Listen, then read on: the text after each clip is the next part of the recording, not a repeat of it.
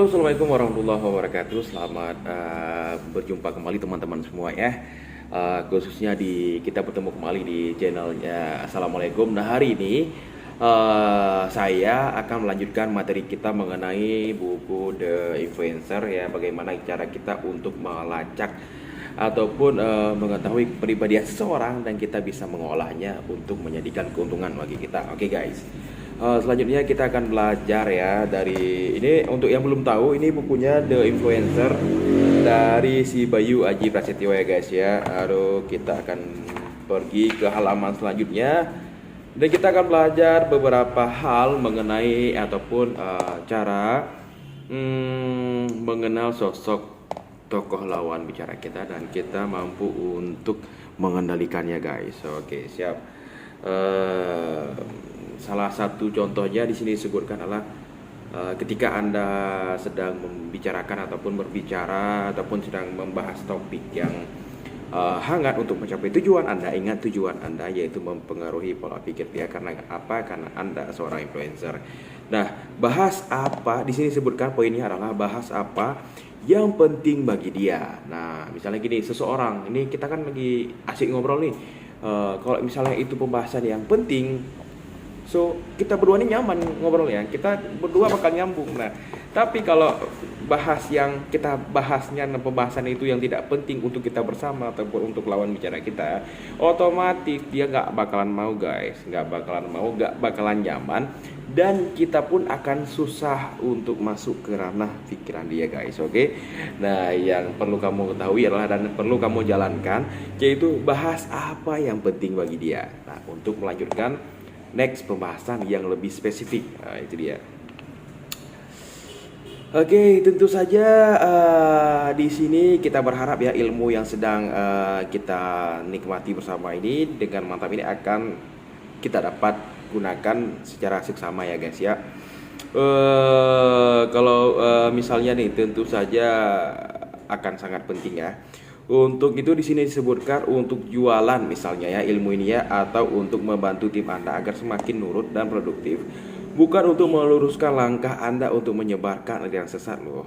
Oh iya, maksud dari si pencipta atau penerbit buku ini, dia membuat buku ini untuk kita menambah ya semacam ilmu ya, ilmu untuk kita pribadi, ilmu yaitu untuk bidang yang menguntungkan untuk semua hal, untuk semua bidang ya. Misalnya di bidang penjualan, di bidang layanan jasa segala macam, ataupun bidang komunikasi ya. Paling penting di bidang komunikasi ya. Apalagi Anda seorang humas sebuah perusahaan, sebuah lembaga atau apa segala macam, itu sangat penting. Kenapa?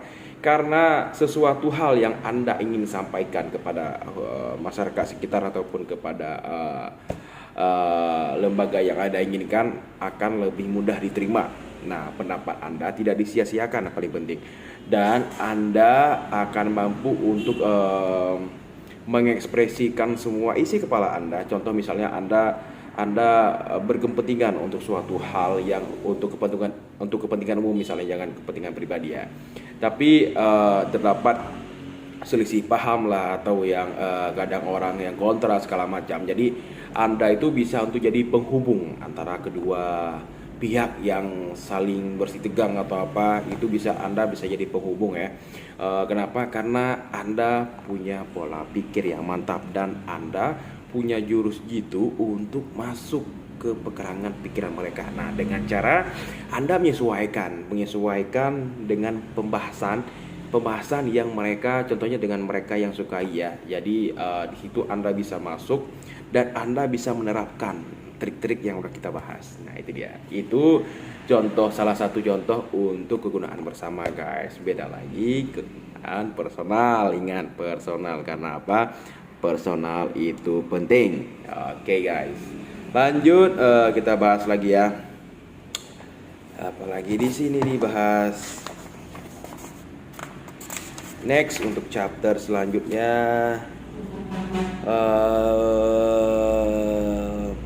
nah di sini disebutkan Seperti yang sudah kita bahas sebelumnya, tujuan dari semua yang kita lakukan pada bagian ini adalah dalam rangka untuk membuat orang lain nyaman dengan kita. Nah, ingat ya, nyaman dengan kita. Karena apa?